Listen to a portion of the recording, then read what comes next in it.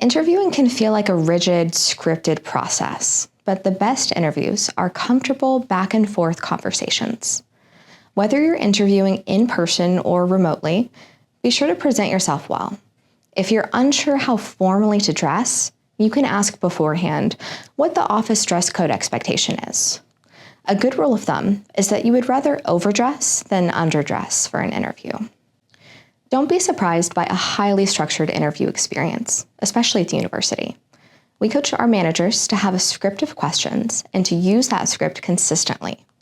The goal of this approach is to give all candidates the same interview experience and the same opportunity to provide information.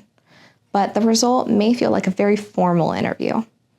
When you're interviewing, you may feel like you have to immediately answer questions. But don't be afraid to pause, take a breath, and think about what you've been asked. You can also ask for clarification about the question if you need to make sure you understand it. And lastly, one of the golden rules of interviewing: do not speak too negatively about your current boss or workplace. Instead, be prepared to find a more effective way to express what about your current job isn't working for you. In most interviews, you can expect to be given time to ask the interviewers questions. This usually occurs at the end of your interview and feels more conversational than the rest of the process. While you don't need to overly prepare a script of questions, you should have a few in mind. Candidates who do not have questions for the interviewers can appear disconnected or uninterested in the job, even if that's not the case.